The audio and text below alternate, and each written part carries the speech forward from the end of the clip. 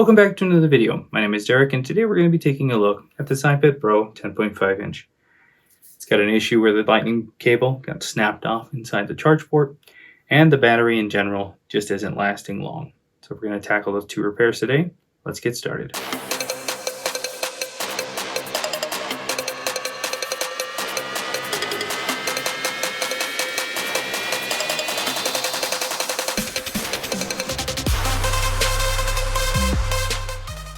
Today we're going to be taking a look at this iPad. It's got an issue inside the charge port where the lightning cable has snapped off inside and the battery doesn't last very long on it.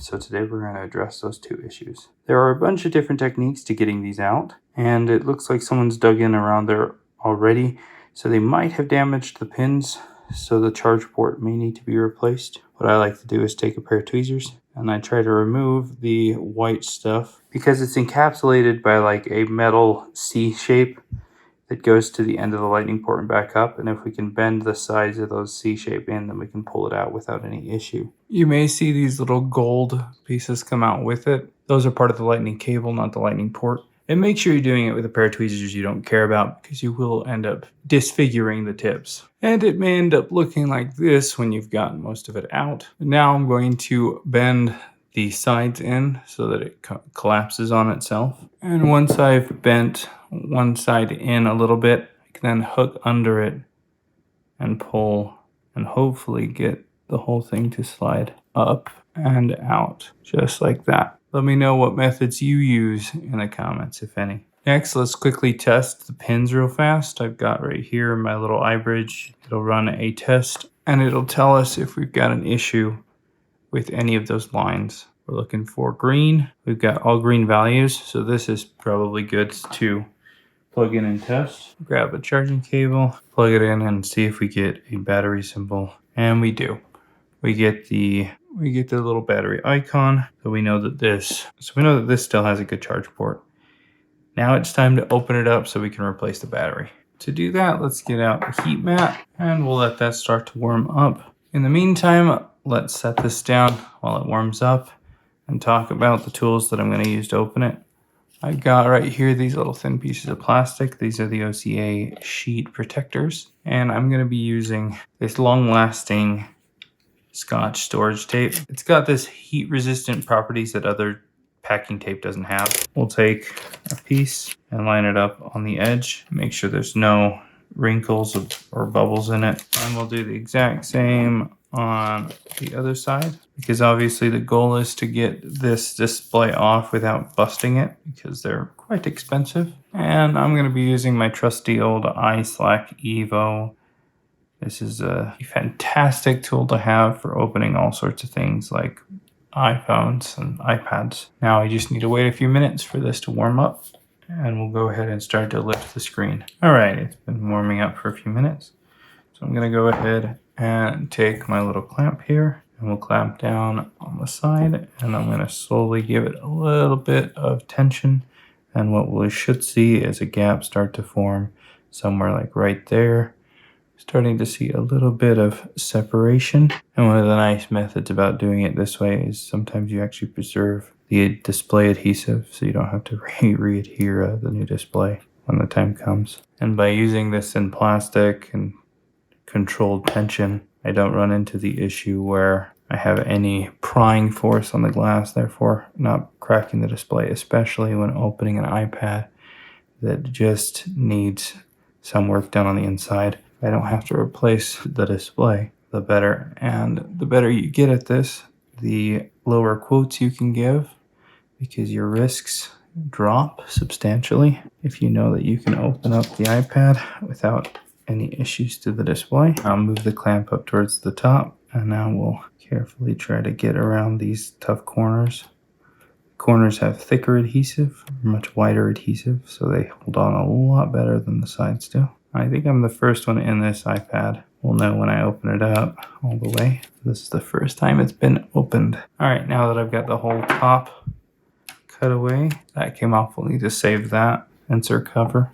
We'll go ahead and slice down the other side. And I was keeping it warm the whole time on the heat mat, and now the bottom's heating up which will be the last section to go. This just slides right down like butter. Beautiful. Now I'll create a little gap by pulling on the top of the screen and gently slice through the bottom. And then the whole bottom comes off. We'll set all the little plastic sheets aside that were holding things down. I'm going to take my screwdriver bit out because of the angle of this iPad. That way I can get under there and unscrew the bracket and screws. Then I'll pop up the 4 display connectors and off comes the display. Still got it on the heat mat because we're going to be replacing this battery. I can see quite a bit in this battery, so no wonder it was dying. Go ahead and take out all of this. There's the battery connector. We've got 4 down here on the charge port. The screws are all different, so you really want to keep track of them. And then we've got the 10 screws on the logic board we need to take off. And we want to make sure we keep them in order as well. We'll grab right here on the shield, give it a nice little tug, and it'll come up without bending too much. Need to bend it a little bit straighter. And we got to put it back. I'm going to go ahead and disconnect the speakers. Disconnect the 2 coax cables. Lift that nice and high so the port can slide out. And then we'll disconnect all of the remaining connectors attached to the motherboard. I'm going to go ahead and put some isopropyl alcohol down under the motherboard. And we're going to go ahead and gently pry on the board and let the heat and the alcohol do all the work. And the board will just come right up. I'm not going to flex it or anything crazy. And then it'll come right out. Now for the battery, we do need to just be mindful of a couple things. There is a flex cable under the battery on this side. It comes out with the connector there. And these batteries don't have any pull tabs or anything like that, so they're never as clean as you'd want them to be. I'm going to flood the underside with alcohol. This will help start to break up that adhesive, making it easier to get under there and remove. I'm going to take the plastic and we slide it under the battery so that it's a shield between the metal and the cells from not tearing the lining. Put some pressure down on the battery and more isopropyl alcohol under there. Now, if you're nervous about using metal on the lithium batteries, you can always use these really thin, flexible plastic painting knives. They'll slide in there just as fine and do the trick for you.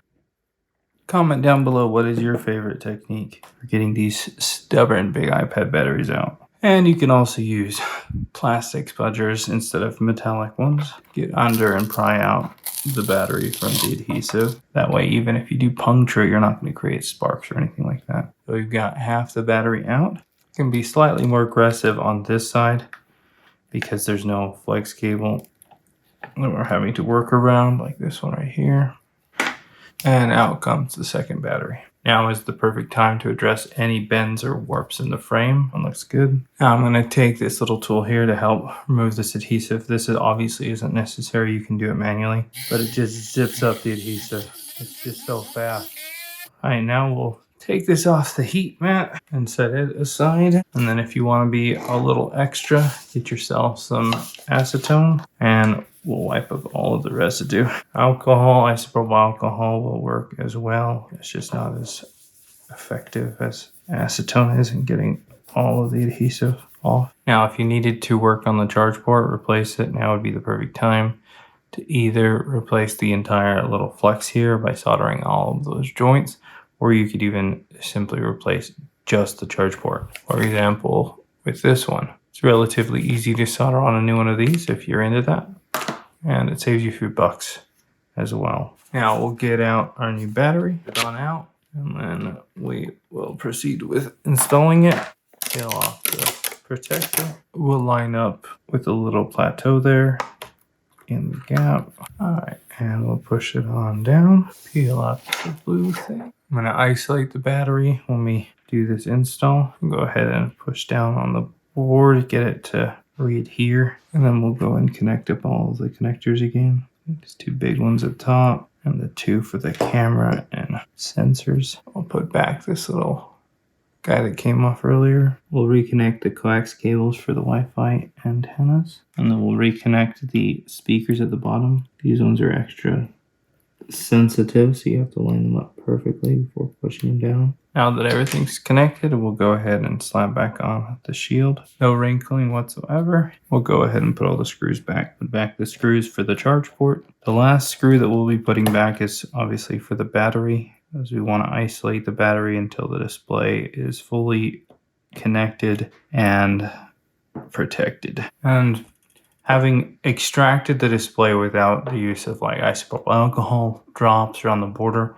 the adhesive on here is still basically perfectly intact. None of it got bunched up. Almost all of the adhesive was on the display. There was this strip that stayed at the top there. If you're not comfortable with using the original adhesive, obviously go ahead and replace it. It's not a huge deal. We'll go ahead and connect this display. It's such an awkward one to connect because of the angle. Once those 4 connectors are seated, we'll go ahead and put back the bracket and screws. Again, doing this with just the tip really makes a difference. All right, now we will go ahead and angle this off to the side gently so that we can slide out the battery protector and install the battery screw. Not gonna install this fully just yet. We want to test it, make sure it comes on, and go ahead and plug it in so we can prompt it to boot. And there we've got our Apple logo. All right, and there we're on and charging. I want to make sure it charges both directions. That way we know the charge port is still good. And then I also want to double check that this will go up into percentage, but we should be good at that point. All right, and that's gone up a percentage, so that's a good sign. We'll go ahead and there's one thing left I'm gonna do is just take these little padding that the batteries had. We'll put a cushion there on top of the little battery BMS and the little spacers there for the backlight. And then we'll go ahead and line everything up and press it on down. I'm gonna go and get this all clamped up. In the meantime, we'll go ahead and take off the tape, which I didn't even need to use both sides, but it doesn't leave any evidence that it was there. We'll test to make sure we still have touch and everything looks really good. I'm gonna give this one little cleaning, pushing down nicely on those edges as well, getting that adhesive to sit in there. And this iPad is good as new. And there we go. It's all fixed, ready to go. Charge port is all fixed as well. Got a new battery, so this is going to be lasting like as if it was new. In general, this device is in good shape because it was well taken care of. If you have any questions, leave them in the comments below. If there was something that you would have done different, comment it down below as well. But let me know in the comments if there's a video that you'd like to see in the future. Is there a specific repair or device that you'd like to see be worked on? Let me know. Thanks a ton for watching. We'll see you in the next video.